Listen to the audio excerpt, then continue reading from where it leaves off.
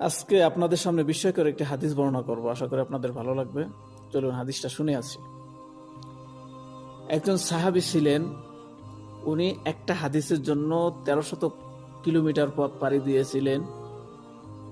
তো মাদিনা থেকে তখনকার শাম দেশ, বর্তমান সিরিয়ার রাজধানী দামেস্কে গিয়েছিলেন। সুবহানাল্লাহ।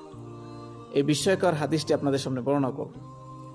এইটা অবাক করার মতো একটা বিষয়। তখনকার সময় 1300 কিলোমিটার পাড়ি দিয়ে শুধুমাত্র রাসূলুল্লাহ সাল্লাল্লাহু আলাইহি ওয়াসাল্লামের একটি হাদিস সংগ্রহ করার জন্য, এটা কল্পনা করে দেখতে পারেন।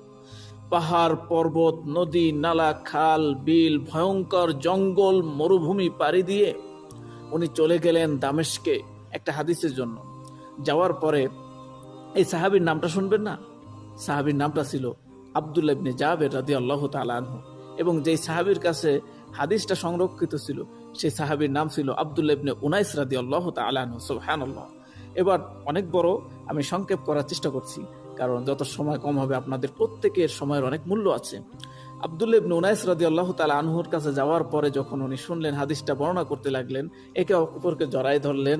এরপরে বর্ণনা করলেন যে আল্লাহ রসুল সাল্লাল্লাহু আলাইহি ওয়াসাল্লাম বলছেন, কিয়ামতের ময়দানে একজন জাহান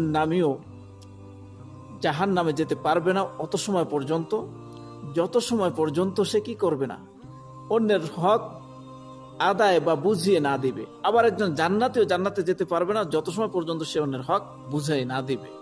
তা হাদিসটা খুব ইন্টারেস্টিং, কি বুঝলেন? এবং আরো বর্ণনা করেছেন উনি, এটা হাদিসের শুরুতেই বর্ণনা করেছেন যে কিয়ামতের ময়দানে মানুষ তিন অবস্থায় উঠবে। এক নম্বর হচ্ছে বিবস্ত্র অবস্থায়, দুই নম্বর হচ্ছে মানুষ উঠবে একেবারে খাতনা না করা অবস্থায়, তিন নম্বর হচ্ছে একেবারে অসহায় অবস্থায়। আল্লাহু আকবার, আল্লাহু আকবার। তো কি বুঝলেন এর দ্বারা? অন্যের হক না বুঝিয়ে আপনি জান্নাতেও যেতে পারবেন না, জাহান্নামে যেতে পারবেন না। এখানে খুব ইন্টারেস্টিং বিষয় হচ্ছে, আমরা দেখা যায় প্রত্যেকটা মানুষ একে অন্যের হক নষ্ট করি। আমরা শুধু মনে করি যে জমির আল বা এটা একটা হক, হ্যাঁ এটাও একটা হক। এছাড়া অসংখ্য হক আছে। স্বামীর স্ত্রীর প্রতি হক আছে, স্ত্রীর স্বামীর প্রতি হক আছে। এই হক যদি আদায় না করেন, কিয়ামতের ময়দানে কিন্তু একে অপরকে ধরে ফেলবে।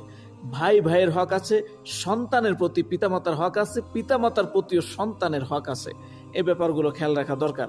অথচ আমরা হকের ব্যাপারে বড় উদাসীন। আমরা মনে করি যখন আমার একটু সম্পদ হয়ে যায়, আমার যখন একটু ক্ষমতা চলে আসে, তখন আমি আর মানুষকে মানুষ মনে করি না। কিন্তু কিয়ামতের ময়দানে আল্লাহ কিন্তু ছাড় দিবেন না।